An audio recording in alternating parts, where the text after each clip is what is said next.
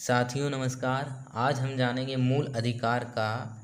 इससे पहले वाले वीडियो में जो फर्स्टली वीडियो अधिकार से संबंधित उसमें हमने बताया कि अधिकार क्या है, उसका इम्पोर्टेंस क्या है, कितने प्रकार के होते हैं राइट्स, कैसे एग्जिस्टेंस भारत में आया राइट्स का, ये दूसरे वीडियो में बताया। तीसरे वीडियो में मूल अधिकार से संबंधित आर्टिकल 12 और 13 की बात की, जिसमें 12 राज्य क्या है ये बताता है और 13 में जुडिशियल रिव्यू से संबंधित है।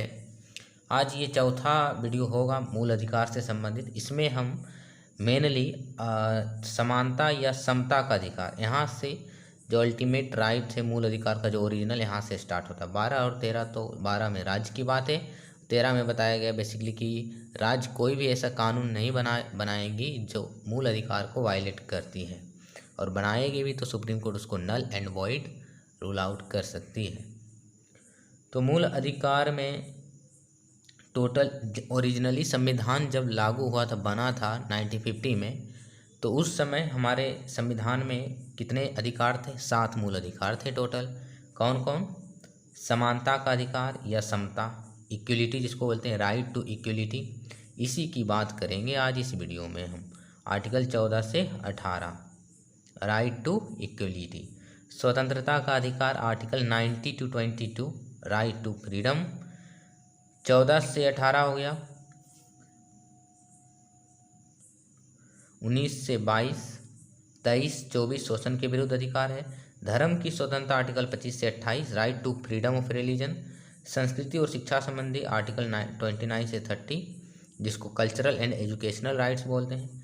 संवैधानिक उपचारों का अधिकार आर्टिकल 32, इसी के तहत संवैधानिक उपचारों के तहत ही कोई व्यक्ति मूल अधिकार के वायलेट होने पर डायरेक्टली कहाँ जा सकता है? सुप्रीम कोर्ट, हाई कोर्ट भी जा सकता है, वो अपनी स्वेच्छा पर, उसकी इच्छा पर निर्भर करता है। राइट टू कॉन्स्टिट्यूशनल रेमेडीज, इसी को डॉक्टर भीमराव अम्बेडकर जी ने संविधान की आत्मा, सोल ऑफ द कॉन्स्टिट्यूशन कहा। कमेंट करके आपको बताना है कि किसने संविधान की किस भाग को आत्मा कहा है, प्रस्तावना को किसने संविधान का आत्मा एवं हृदय कहा है। संवैधानिक उपचारों का अधिकार आर्टिकल 32 हो गया। संपत्ति का अधिकार आर्टिकल 31 में पहले था ओरिजिनली संविधान में, इसे हटा दिया गया किस संविधान संशोधन के द्वारा? 44वां संविधान संशोधन के द्वारा इसे हटा दिया गया। कैसे याद रखेंगे? कब हुआ 44वां संविधान संशोधन? 4 और 4 कितना होता है? 8 होता है ऐड करके, तो 8 इधर 8 हो गया 1978 में। और 42वां कब हो? 1976 में। 4 और 2 कितना होता है? 6, 1976। तो 44वां संविधान संशोधन CAA कॉन्स्टिट्यूशनल अमेंडमेंट एक्ट, संवैधानिक संशोधन अधिनियम के द्वारा 1978 में ये जो संपत्ति का अधिकार है पहले 19(1)(f) के अंतर्गत था और आर्टिकल 31 के तहत इसे हटा दिया गया, और अब ये 301 के तहत एक कानूनी अधिकार है और संवैधानिक अधिकार दोनों है भाग 12 में। कौन? संपत्ति का अधिकार, राइट टू प्रॉपर्टी। क्यों हटाया गया था? क्योंकि जब संपत्ति का अधिकार मूल अधिकार था तो इसका हनन करने में सरकार को परेशानी आ रही थी। जब लैंड रिफॉर्म, भूमि सुधार किया गया तो बड़े पैमाने पर लोगों का ये ज़मीनें को लिया गया, अधिग्रहित किया गया, तो इसमें परेशानी आ रही थी, इसीलिए इसको हटाया गया था। तो समानता या समता का अधिकार की चर्चा करते हैं। आर्टिकल 14 से 18 राइट टू इक्वलिटी। समानता का मतलब क्या होता है? समानता का अधिकार article 14 to 18 right to equality. समानता का जो लेमन टर्म में रफली शब्द में मतलब होता है बराबरी, इक्वलिटी, बराबरी। इसमें बेसिकली एक ये पॉजिटिव कॉन्सेप्ट है समानता।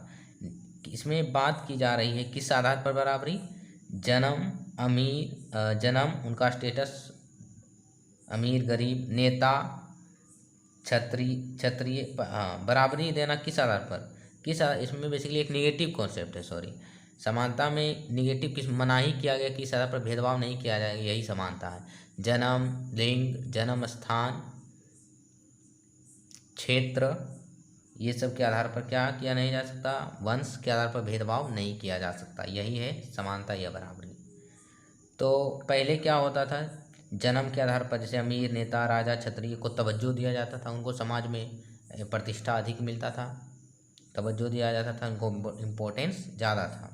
बट आधुनिक चिंतन जो मानव को एक समान मानती, हर एक मानव एक समान है, चाहे उनका स्टेटस कुछ भी हो। आर्थिक, सामाजिक, राजनीतिक, भौतिक स्थिति कुछ भी हो, लेकिन ट्रीट उनका इक्वली किया जाएगा। उनका मतलब व्यवहार करने का आधार आर्थिक ना होगा, व्यवहार करने का आधार सामाजिक नहीं होगा, राजनीतिक। लेकिन क्या ये व्यवहारिक है, प्रैक्टिकल ऐसा किया जाता है? नहीं किया जाता है। जाति, धर्म, स्थान, लिंग आदि के स्थान पर भेद के आधार पर भेदभाव नहीं करना ही समानता है, इक्वलिटी यही है। समानता क्या है? सभी अंतरों को ख़त्म कर देना समानता है? नहीं, सभी अंतरों को ख़त्म किया भी नहीं जा सकता है। इसमें क्या है, जैसे मान लीजिए किसी एक व्यक्ति है ए, एक व्यक्ति है बी।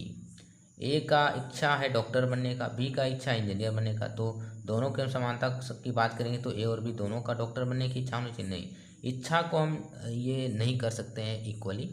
बेसिकली समानता का मतलब है कि किसी व्यक्ति के जो आत्मविश्वास है, व्यक्तिगत आत्मविश्वास, उनके विकास इस बात पर प्रभावित नहीं होनी चाहिए कि उनकी सामाजिक, आर्थिक, राजनीतिक स्थिति या भौतिक स्थिति कैसी है, इस आधार पर नहीं होनी चाहिए, यही समानता है। तो सभी अंतरों को ख़त्म कर देना समानता है? नहीं। समानता का अर्थ पूछा जाए MCQ में और 3-4 ऑप्शन दिया गया है, तो क्या पहला दे देगा सभी अंतरों को ख़त्म कर देना समानता है? नहीं। इंडियन, खासकर इंडियन कॉन्स्टिट्यूशन समानता, इस तरह की समानता की बात नहीं करता है। जैसे कोई व्यक्ति का इच्छा है डॉक्टर बनने की, इंजीनियर बनने की, ऑफिसर बनने की, बिजनेसमैन बनने की, सिंगर बनने की, एक्टर बनने की, फार्मर बनने की, तो इसको हम चेंज नहीं कर सकते हैं। इनकी अपनी इच्छा की पूर्ति के लिए कोई बाधक नहीं होना चाहिए, हर्डल्स नहीं होना चाहिए, यही समानता है। समानता क्या है? हमसे व्यवहार किए जाए एवं जो अवसर प्राप्त हो वह हमारी जन्म, सामाजिक आदि परिस्थितियों से निर्धारित नहीं होनी चाहिए। हमारी जन्म, सामाजिक, हमारी वंश, हमारी भौतिक बनावट, शरीर की बनावट, इस आधार पर नहीं होनी चाहिए, यही समानता है, यही इक्वलिटी है। मतलब कि भेदभाव रहित होना चाहिए। अवसर की प्राप्ति के लिए समानता होनी चाहिए। कोई व्यक्ति जो बनना चाहता है, अपनी इच्छा की पूर्ति करना चाहता है, उसमें कोई हर्डल्स नहीं होनी चाहिए।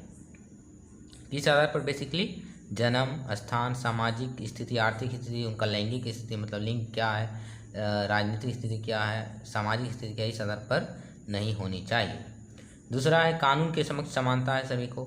सभी के लिए एक समान कानून है, चाहे उनकी जाति कुछ भी हो, धर्म कुछ भी हो, लिंग कुछ भी हो, जन्म स्थान कुछ भी हो।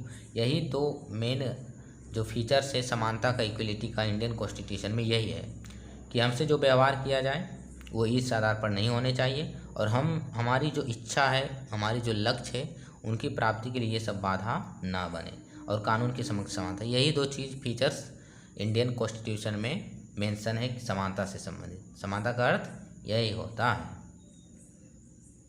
अब आगे अवसर की समानता, इक्वलिटी ऑफ अपॉर्चुनिटी।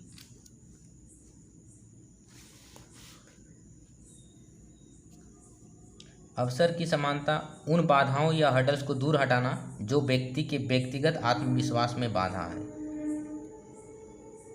अवसर की समानता क्या कहता है? कोई व्यक्ति जो बनना चाहता है, जिसके पास अपना अवसर, जैसे मान लीजिए कोई एक व्यक्ति है एक्टर बनना चाहता है, तो एक्टर में क्या क्या बाधा है कि इस जाति के लोग एक्टर नहीं बन सकते, इस जाति के लोग गायक नहीं बन सकते, है ना। तो ये सब बाधाएं को हटाना ही क्या है? अवसर की समानता है। सभी के पास समान अवसर होना चाहिए। यदि योग्य है व्यक्ति तो उनके जाति, धर्म, भौतिक जो है कुछ भी हो वो मायने नहीं रखेगा। यही क्या है? समानता है अवसर की। प्रतिभावान व्यक्ति चाहे वो किसी जाति, वंश, लिंग, जन्म स्थान, सामाजिक, आर्थिक, अन्य कारक जो भी हो, वो हस्तक्षेप नहीं करे उनके अवसर की प्राप्ति के लिए, यही समानता है।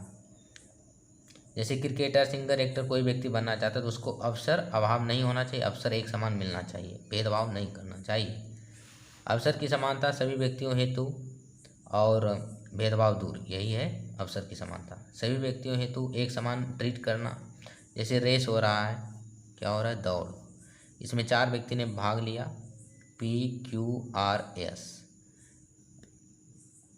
P 100 मीटर का रेस है, 100 किलोमीटर 5 किलोमीटर का। इसमें P का जो है उच्च जाति है, Q उच्च, ये लोअर कास्ट के, तो ये नहीं कि इसको 10 मिनट टाइम दिया जाएगा, इसको 5 मिनट, सभी को समान अवसर दिया जाएगा, यही समानता है। लेकिन अभी आगे बढ़ेंगे, समानता को भी हम भेदभाव कर सकते हैं समानता में, लेकिन उसको बोलते हैं सकारात्मक कार्रवाई। जैसे आरक्षण क्या है? समानता है, तो असमानता तो ही है, लेकिन लक्ष्य, उनका जो लक्ष्य है वो क्या है? सकारात्मक है लक्ष्य।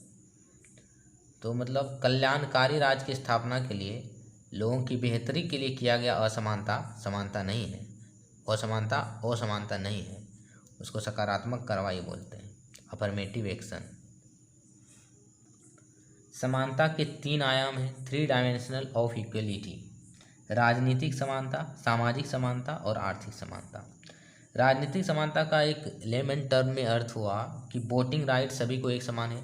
एक कोई व्यक्ति है जिसका मंथली इनकम 15,000 रुपया है, बी कोई व्यक्ति जिसका मंथली इनकम 50,000 रुपया है, दोनों का वोट राइट एक ही है, एक ही काउंट होगा और एक ही 1 वोट 1 वैल्यू होगा। यही सिस्टम है। तो यही है एक राजनीतिक समानता। प्रतिनिधित्व की एक समान समानता होती है, इक्वल पॉलिटिकल राइट्स, कोई भी व्यक्ति चुनाव लड़ सकता है इंडिया में। तो ये क्या है? राजनीतिक समानता है।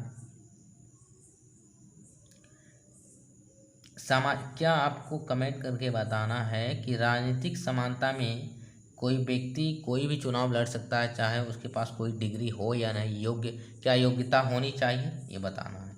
योग्य व्यक्ति का नेता बनना जरूरी है या नहीं, कुछ योग्यता इसमें लाया जा सकता है या नहीं, और क्या लाया जा सकता है ये आपको कुछ पॉइंट में बताना है, और क्यों जरूरी है लाना। सामाजिक समानता क्या है?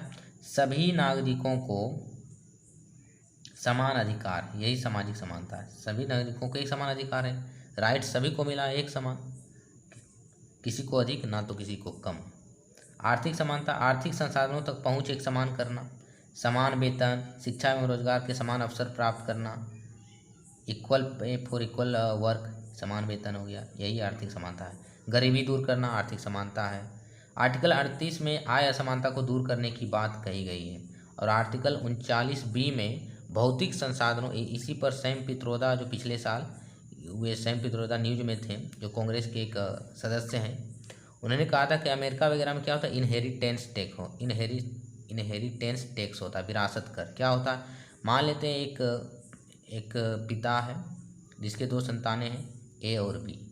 इनके पास कितना है? $100 का वेल्थ है, धन है। इनकी जब मृत्यु होगी तो $50 धन राज्य के पास चला जाएगा, ये टैक्स के रूप में ऑटोमेटिकली चला जाएगा। $50 ऑटोमेटिकली किसके? राज्य के टैक्स के रूप में, इसे विरासत कर बोले, और $50 में इन दोनों का बंटवारा हुआ। इसी तरह का कुछ टैक्स की बात कर रहे थे, इंडिया में होना चाहिए विरासत कर, तो इसी पर भारी विद्रोह हुआ था। तो 39B में, DPSP के 39B में क्या कहा गया है कि जो भौतिक संसाधन है देश के पास, उसका समान वितरण किया जा सकता है, डिस्ट्रीब्यूशन इक्वली किया जाए। तो इसी के आधार पर एक ये है वेल्थ इनइक्वलिटी को दूर करना। समानता, औपचारिक समानता, और एक है विभेदक बर्ताव द्वारा समानता। 2 प्रकार की समानता हम कर सकते हैं। एक औपचारिक समानता मतलब कानून के द्वारा, रीति रिवाज के द्वारा, और जैसे भारत में जाति व्यवस्था के कारण भी असमानता है, निचली जाति उच्च जाति ऐसा मानसिकता है लोगों के पास, तो इसको दूर करना ही औपचारिक समानता है। विभेदक बर्ताव द्वारा समानता, कुछ जो लोग मतलब लोअर हैं, लो स्टेटस के हैं इन सोसाइटी में, उनको कुछ छूट देकर, उनको कुछ रियायत देकर ऊपर उठाना ही विभेदक बर्ताव। मतलब विभेदक बर्ताव मतलब भेदभावपूर्ण व्यवहार करके समानता लाना, जैसे कि आरक्षण हो गया इसमें। सकारात्मक कार्रवाई, अफर्मेटिव एक्शन।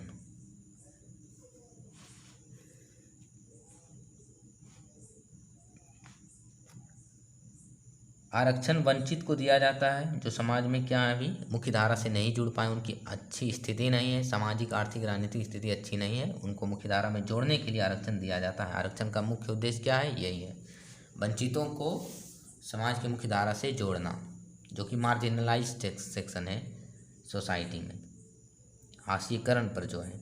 आर्टिकल 14 हम यहाँ आते हैं। आर्टिकल 14 क्या बोलता है? 14 कि राज्य किसी व्यक्ति को विधि या कानून लोक के समक्ष समता से या विधियों के समान संरक्षण से वंचित नहीं करेगा। यह आर्टिकल 14 में स्पष्ट रूप से लिखा है। राज्य क्या, इसमें कन्फ्यूजन नहीं हुआ। इसके प्रीवियस वीडियो में आर्टिकल 12 और 13 की बात किए हैं, जिसमें 13 में राज्य क्या है इसके बारे में चर्चा हो चुकी है। तो राज्य क्या है? राज्य मतलब इसमें गवर्नमेंट आ गया, गवर्नमेंट का शेयर जिसमें, वो सब के सब क्या है? राज्य है। राज्य किसी व्यक्ति को विधि कानून के समक्ष समता से, यानी कि इक्वलिटी बिफोर लॉ, या विधियों के समान संरक्षण से, इक्वल प्रोटेक्शन ऑफ लॉ से वंचित नहीं करेगा। यानी कि कानून के समक्ष सब समान है और कानून विधियों के सब समान संरक्षण करेगा। व्यक्ति में यहाँ पर नागरिक और विदेशी दोनों आ गया। आपको ये बात ध्यान में रखनी है कि कौन से मूल अधिकार केवल नागरिक सिटीजन ऑफ इंडिया को मिला है, एलियन यानी कि विदेशी को नहीं मिला है। तो आर्टिकल 15, 16, 19, 29, 30, 15, 16, 19, 29, 30 केवल नागरिक को मिला। इसके अलावा जितने भी रेस्ट मूल राइट हैं, बचे हुए जितने भी मौलिक अधिकार हैं, जैसे कि 17, 18, 21, 22, 23, 24, ये सब के सब व्यक्ति यानी कि नागरिक और विदेशी दोनों को मिले हैं। तो ये है आर्टिकल 14। विधि के समक्ष समानता मतलब क्या हुआ? विधि का शासन, rule of law. Rule of law विधि का शासन होगा, कानून सर्वोपरि होगा। इसमें विधि सभी पर समान रूप से लागू होगा, चाहे उनकी जो इनकम स्टेटस है, अमीर गरीब कुछ भी हो, मजदूर हो, किसान हो, ये धनवान हो, लिंग उनका कुछ भी हो, पुरुष महिला ट्रांसजेंडर कुछ भी हो, जाति उनका कुछ भी हो, धर्म कुछ भी हो, जन्म स्थान कुछ भी हो, वंश कुछ भी हो, सभी के समक्ष रूल ऑफ लॉ एक समान लगेगा। विधि सभी पर समान रूप से लागू, यही है रूल ऑफ लॉ, कानून के शासन का मतलब। विधि सर्वोपरि, इसमें लॉ इज सुप्रीमेसी की बात कही गई है इसमें विधि के समक्ष समानता में। ये एक निगेटिव कॉन्सेप्ट है। क्या है? नकारात्मक अवधारणा है कि विधि सभी के लिए समान होगा। जैसे एक कोई व्यक्ति है जिसका मंथली इनकम 5,000 है, कोई व्यक्ति जिसका मंथली इनकम 50,000 है, एक कोई अपराध हो गया, इससे दोनों से सेम अपराध हुआ, ठीक है, सेम क्राइम हुआ, इसको अब दिया गया है दंड के रूप में, हर्जाना के रूप में कितना? 10,000 रुपया। इसको भी 10,000 रुपया। तो इसके लिए 10,000 रुपया बहुत ज़्यादा रकम हुआ, इसके लिए बहुत कम रकम हुआ। तो इस आधार पर भेदभाव किया जा सकता है, आगे हम पढ़ेंगे। विधि सभी पर समान रूप से लागू होता है। निगेटिव कॉन्सेप्ट, ये नकारात्मक अवधारणा है। किसी को भी अनइक्वल ट्रीट नहीं करना चाहिए, इसमें बताया गया है। रूल ऑफ लॉ में किसी को भी अनइक्वल ट्रीट मतलब समान रूप से व्यवहार नहीं करना चाहिए, चाहे स्थिति मायने इसमें नहीं रखती, इसकी स्थिति कुछ भी हो। विधि सभी पर समान रूप से एप्लीकेबल होगा, बूढ़ा व्यक्ति हो, गरीब हो, अमीर हो, विकलांग हो, कुछ भी हो। जो न्याय की मूर्ति है, लेडी जस्टिस जिसको बोलते हैं, न्याय की देवी या न्याय की मूर्ति, लेडी जस्टिस, अभी इसमें चेंजिंग किया गया है लेडी जस्टिस के प्रतिमा में, DY चंद्रचूड़ के पहल पर। पहले क्या था? न्याय की देवी के हाथ में, एक हाथ में था तलवार और एक हाथ में था क्या? तराजू, बैलेंस। तो तराजू का क्या अर्थ है? बैलेंस, सभी को एक समान न्याय मिलेगा, भेदभाव नहीं किया जाएगा। और आँख में क्या था? काली पट्टी बंधी होती थी, जिसके कारण कहा जाता था कि लॉ इज ब्लाइंड, कानून अंधा होता है, कानून अंधा होता है। अब पट्टी को हटा दिया गया है और एक हाथ में तलवार की जगह पर संविधान की बुक है, कॉन्स्टिट्यूशन बुक है। अच्छा, इसमें हटाने का पर्पस क्या था? हटाने का पर्पस था पट्टी कि कानून अंधा नहीं है, कानून सबको देख रहा है और सभी के साथ अनबायस्ड ढंग से नहीं, बायस्ड ढंग से व्यवहार करेगा देखते हुए।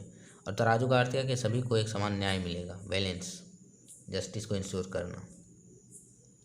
तलवार का अर्थ, जो पहले प्रतिमा में तलवार था एक हाथ में, तो तलवार का अर्थ कि पनिश भी दिया जा सकता है कोर्ट के द्वारा, दंड। अभी कि पनिश देना काफ़ी नहीं है। उन्होंने कहा कि पनिश ही केवल सिंबलाइज नहीं है लॉ का सिंबलाइज क्या है? संविधान के आधार पर उनको न्याय देना।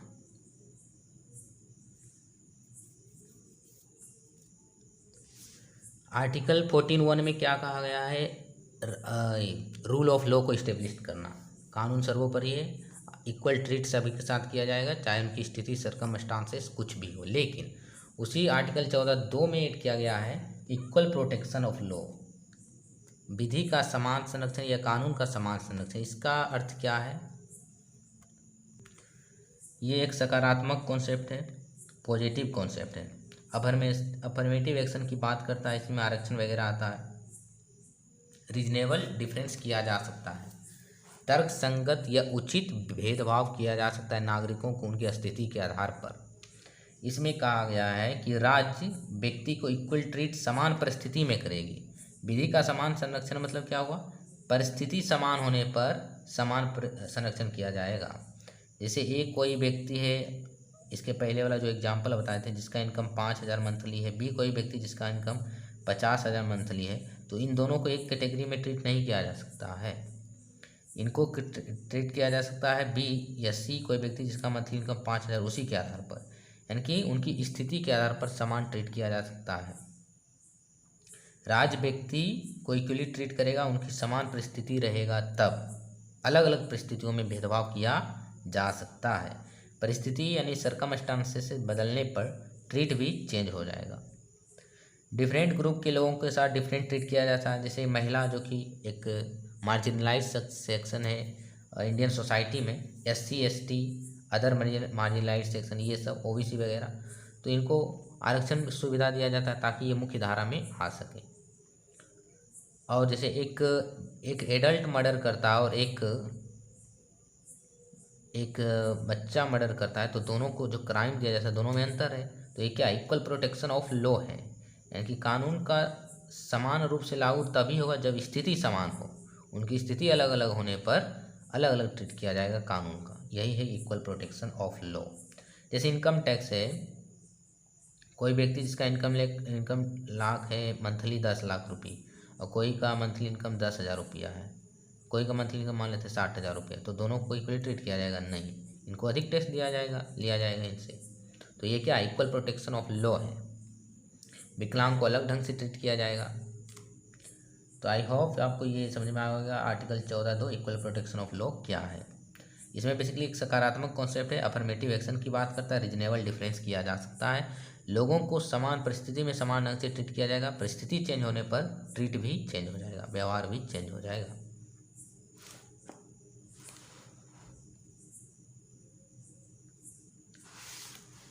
विधि के शासन का बैकग्राउंड क्या? एक A.V. डाइसी नाम के ब्रिटिश न्यायवादी, इन्होंने ही इसकी वकालत की, सबसे पहले इन्होंने ही इसकी स्थापना की, विधि की शासन की।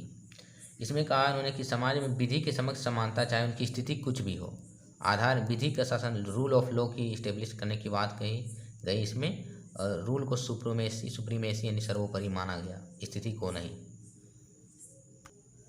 अब देखते हैं समानता या समानता के कुछ एक्सेप्शन, अपवाद क्या है। कहाँ समानता को वैलिड नहीं ठहराया जाता है, वहाँ पर नहीं लागू किया जाता। जैसे राष्ट्रपति, प्रेसिडेंट, राज्यपाल या राज्यपाल, आर्टिकल 361 में कहा गया है कि राष्ट्रपति या राज्यपाल को लीगल इम्यूनिटी मिला है, कानूनी पावर उनको मिला है, इम्यूनिटी मिला है, प्रतिरक्षा। राष्ट्रपति या राज्यपाल अपने कार्यों हेतु जो वे कार्य कर रहे हैं कोर्ट में जवाब देने हैं, कोर्ट में इनको आंसर देने की जरूरत नहीं कि क्या किया जा रहा है, क्यों किया जा रहा है, नॉन आंसरेबल टू कोर्ट, एक ये है। तो ये असमानता दिखाता है।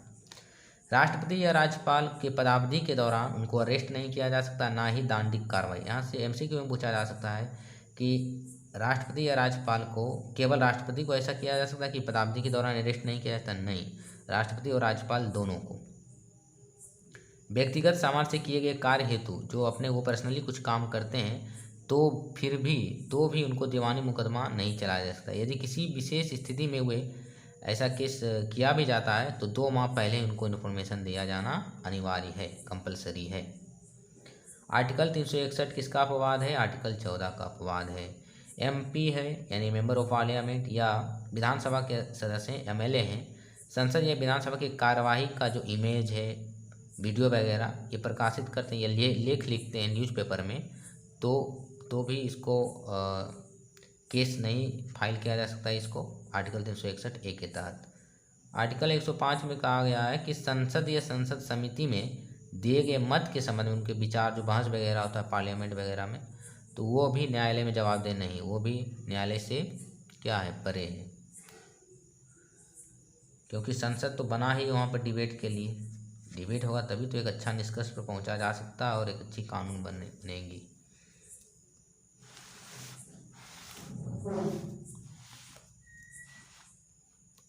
आर्टिकल 194 में कहा गया है कि विधानमंडल या विधानमंडल के,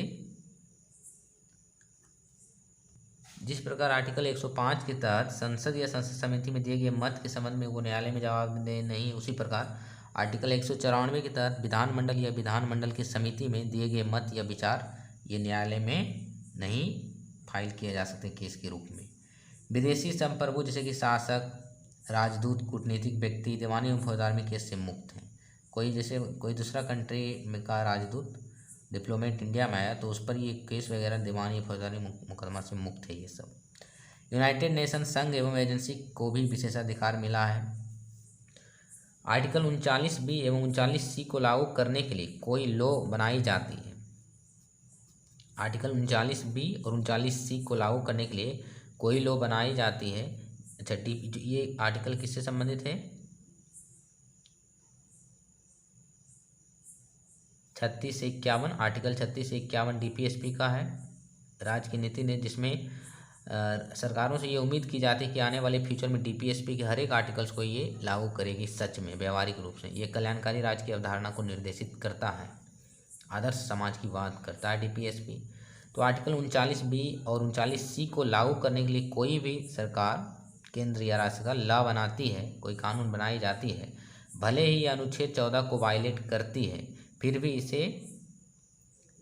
ये जुडिशरी में, न्यायपालिका में चुनौती नहीं दिया जा सकता कि इसके यदि, लेकिन उद्देश्य क्या होना चाहिए कोई भी लॉ का, जो आर्टिकल 39B और 39C को लागू करे। यदि लागू करने के लिए आर्टिकल 14 वायलेट भी हो रहा है तो कोई व्यक्ति नहीं जा सकता कि आर्टिकल 14 का हनन हो रहा है। ये संविधान में लिखा है, अपवाद है समता का, एक्सेप्शन। कोई भी लॉ जो आर्टिकल 39B और 39 क्लाउज C से रिलेटेड है, उसको लागू करने के लिए कोई लॉ बनाई जा रही है जो भले ही वो आर्टिकल 14 को क्या करती, वायलेट करती, हनन करती, फिर भी इसे जुडिशरी में चुनौती नहीं दिया जा सकता। अब देखते हैं आर्टिकल 39B और 39C में क्या है। आर्टिकल 31C में क्या लिखा गया है कि आर्टिकल 14 का अपवाद है। 25वें संविधान संशोधन 1971 में ये लाया गया। आर्टिकल 31C क्या है? आर्टिकल 14 का अपवाद है। आर्टिकल 31C में क्या लिखा गया है? और आर्टिकल 361 भी किसका अपवाद है? आर्टिकल 14 का।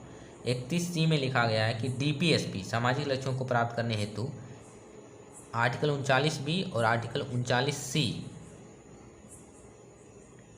हेतु कोई विधि बनाती है सरकारें, राज्य, तो आर्टिकल 14 के आधार पर यह नहीं कहा जा सकता कि इससे हमारे मूल अधिकार का हनन हुआ और उसको चुनौती दी जा सकती है।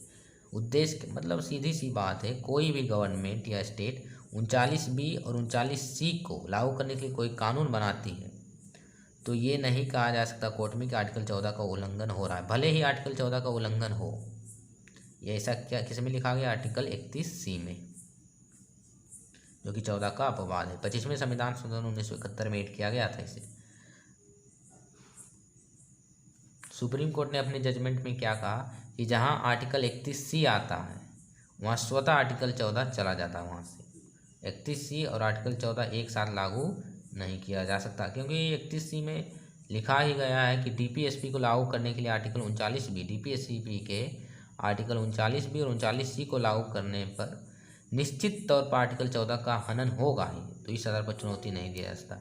39B और 39C में क्या है? आर्टिकल 39B में क्या है कि भौतिक संसाधनों का स्वामित्व और नियंत्रण, समान हित के लिए, समान हितों हेतु संसाधनों का वितरण। सरकार कोई लॉ बनाती है जिसमें भौतिक संसाधनों का स्वामित्व और नियंत्रण हो, क्योंकि ऐसा करना जरूरी है। किसी एक के पास धन का संकेंद्रण होना समाज में इनइक्वलिटी बढ़ाती है और समाज में जो संसाधनों की पहुंच है उससे लोगों को उपेक्षित करती है, उसके लोगों को बाहर करती है। तो ये भी ज़रूरी है कि सरकार एक लिमिट पेश करे कि इतना ही संसाधन आप क्या कर सकते हैं, होल्ड कर सकते हैं। सामान्य हितों हेतु संसाधनों का वितरण करने हेतु लॉ बनाएगी तो 14 का हनन नहीं माना जाएगा। 39C में क्या है? राज्यों को धन को संकेंद्रण होने से बचाना, किसी एक व्यक्ति के मुट्ठी के में धन जाने से बचाने के लिए कोई लॉ बनाया जाता है तो ये आर्टिकल 14 का हनन नहीं माना जाएगा। धन एवं उत्पादन के साधनों के संकेंद्रण, उत्पादन मान लीजिए किसी एक व्यक्ति के पास चला जाता है तो मोनोपोली होता है। मोनोपोली किसी भी चीज़ में हानिकारक है। क्या है? हानिकारक है। अनुच्छेद अब 15 की बात करते हैं। अनुच्छेद 15, 16, 19, 29, 30 ओनली सिटीजन यानी केवल नागरिकों को मिला है, और इसके अलावा जो राइट्स हैं वो व्यक्ति को मिला है, यानी कि नागरिक और विदेशी दोनों को मिला है। आर्टिकल 15 क्लाउज 1 में क्या लिखा है? राज्य किसी नागरिक के केवल, ओनली यहाँ पर शब्द ध्यान में देना रखना है, केवल धर्म, मूलवंश, जाति, लिंग, जन्म स्थान को लेकर विभेद नहीं करेगा।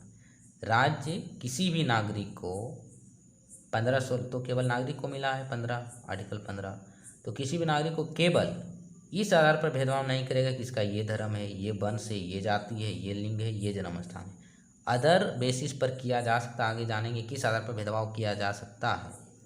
केवल इस आधार पर नहीं किया जा सकता राज्य के द्वारा, इसमें राज्य को एक निर्देश दिया गया, मनाही किया गया है, प्रोहिबिट किया गया। प्रोहिबिशन है राज्य पर कि राज्य केवल धर्म, मूल वंश, जाति, लिंग, जन्म स्थान को लेकर भेदभाव नहीं करेगा।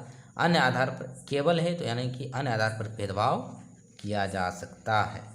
आर्टिकल 15(1) का ये स्पष्ट रूप से लिखा है कि केवल इस आधार पर भेदभाव नहीं करेगी राज्य, अन्य आधार पर भेदभाव किया जा सकता है।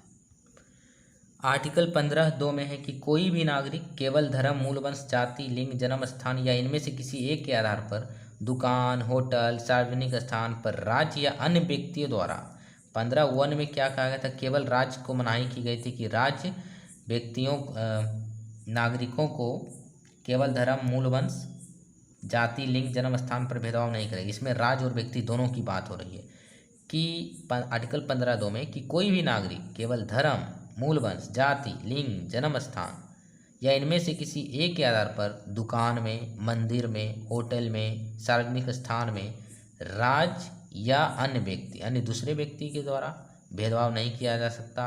ये उनका मौलिक अधिकार है। पूर्णतः या अंशतः राज्य निधि से जो पोषित हैं, जिसको सब्सिडी वगैरह मिलता है, साधारण जनता के प्रयोग हेतु जैसे कुआं हो गया, श्मशान घाट हो गया, तालाब है, स्नान घाट है, खेल का मैदान पर भेदभाव नहीं किया जा सकता। किस आधार पर, केवल इस सब के आधार पर। किसके द्वारा, राज्य या अन्य व्यक्तियों के द्वारा। अनुच्छेद 15(3) में क्या कहा गया है, संविधान के आर्टिकल 15 क्लाउज 3 में कहा गया है कि स्टेट महिलाओं, बच्चों हेतु विशेष प्रोविज़न प्रावधान कर सकती, विशेष लाभ बना सकती है उनके बेहतरी के लिए। महिलाएं और बच्चे क्या होते हैं, एक वल्नरेबल सेक्शन होता है समाज में, वंचित वर्ग होता है, तो उसको मुख्य धारा से जोड़ने के लिए सरकार जेंडर बेस्ड डिस्क्रिमिनेशन कर सकती है। 15 में कहा गया था कि ये धर्म, वंश, जाति, लिंग पर भेदभाव नहीं किया जाता, लेकिन बेहतरी के लिए किया जा सकता है, अफर्मेटिव एक्शन के लिए। तो इसको अफर्मेटिव एक्शन कहते हैं। इसी के अंतर्गत आरक्षण वगैरह आता है, सकारात्मक कार्रवाई। आरक्षण किसका उदाहरण है, सकारात्मक कार्रवाई। सकारात्मक कार्रवाई वैसा एक्शन जिससे जो वंचित वर्ग है उसका बेहतरी हो, उसका सामाजिक आर्थिक उन्नति हो। जैसे कि इसमें स्थानीय निकाय पंचायतों में आरक्षण दिया जाता है 33%, बिहार, महाराष्ट्र वगैरह ऐसे बहुत सारे राज्यों में 50% आरक्षण दिया जाता है पंचायती राज इंस्टीट्यूशन में। मैटरनिटी लीव दिया जाता है महिलाओं को एक्स्ट्रा, बच्चों की निःशुल्क शिक्षा की व्यवस्था। तो ये सब क्या है, 15(3) के अनुसार दिया गया प्रोविज़न है। 15 क्लाउज 4 में क्या कहा गया कि जो सामाजिक और शैक्षणिक रूप से कमज़ोर है, पिछड़े हैं या SC ST के विकास हेतु उपबंध या प्रोविज़न किया जा सकता, अलग से इसकी व्यवस्था किया जा सकता। मतलब बेसिकली कहने का अर्थ हुआ आर्टिकल 15 में ही क्लाउज 3 और 4 में जो वंचित वर्ग हैं जैसे महिला, बच्चे, SC ST, सामाजिक और एजुकेशनली जो बैकवर्ड हैं शैक्षिक रूप से, उनके बेहतरी के लिए भेदभाव किया जा सकता है लॉ वगैरह में। विधानसभा में सीटों का आरक्षण दिया जाता है SC ST को, फी में छूट दिया जाता है, आरक्षण वगैरह दिया जाता है। किसमें आरक्षण, आपको यहाँ पर एक ध्यान देने वाली बात है कि अनुच्छेद 15 में जो आरक्षण है वो एडमिशन में आरक्षण है। एडमिशन में जो रिजर्व सीटें रहता है प्रवेश में वो, और फी में, फी जैसे SC ST को कम फी देना पड़ता है और एज कंपेयर टू जनरल। जैसे मान लीजिए जनरल का 1000 फी है तो SC ST का 150 होगा या 200 होगा, या तो फ्री भी हो सकता है, महिलाओं का कम फी रहता है। तो एडमिशन और फी में आरक्षण आर्टिकल 15 है, और जो सरकारी नौकरी में जो जॉब वगैरह में दिया जाता है गवर्नमेंट जॉब में आरक्षण वो आर्टिकल 16 से संबंधित है। ये ध्यान देने वाली बात है। अनुच्छेद 15 में जो आरक्षण है वो प्रवेश में है, प्रवेश परीक्षाओं में, एडमिशन को लेकर और फी को लेकर, और वहीं आर्टिकल 16 में जो आरक्षण की बात की गई वो गवर्नमेंट जॉब में है। आर्टिकल 15(4) में क्या कहा गया है कि सोशली एंड एजुकेशनली बैकवर्ड या SC ST के विकास हेतु बंद किया जा सकता है। विधानसभा में सीटों का आरक्षण, फी में छूट, प्रवेश में अलग से रिजर्व सीटें करना, आरक्षण। इसको कब ऐड किया गया, 15 क्लाउज 4 को फर्स्ट संविधान संशोधन अधिनियम CAA कॉन्स्टिट्यूशनल अमेंडमेंट एक्ट 1951 के द्वारा ऐड किया गया।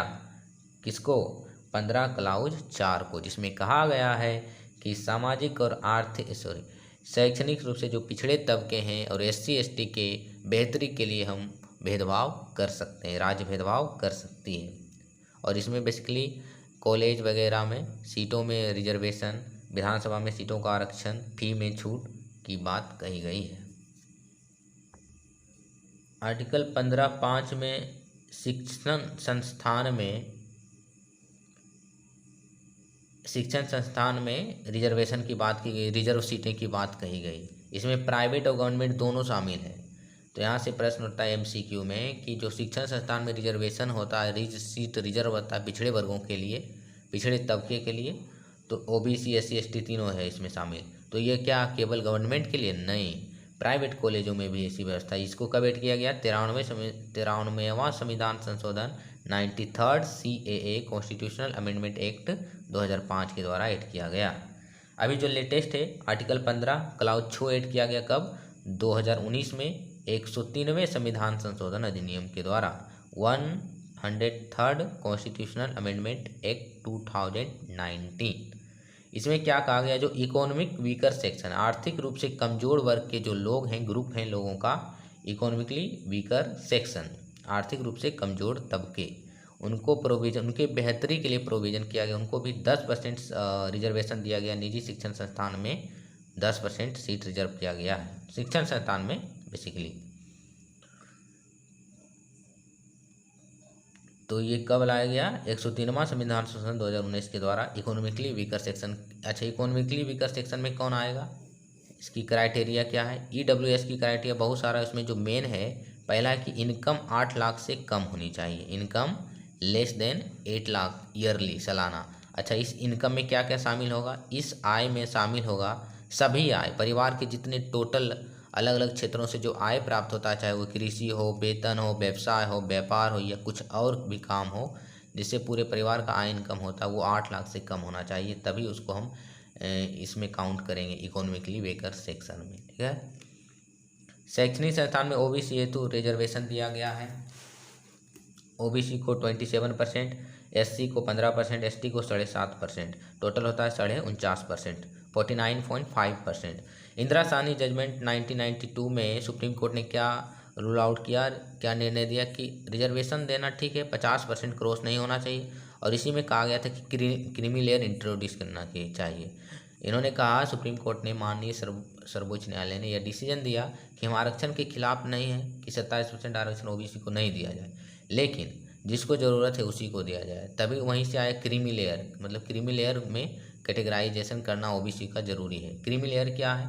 वैसे OBC के अंदर ग्रुप ऑफ पीपल जो एडवांस हो चुके हैं, जिनका इनकम अच्छा हो गया है, सामाजिक स्थिति बेहतर हो गई है, शैक्षणिक स्थिति अच्छी हो गई है, उनको आरक्षण का लाभ नहीं दिया जाना चाहिए।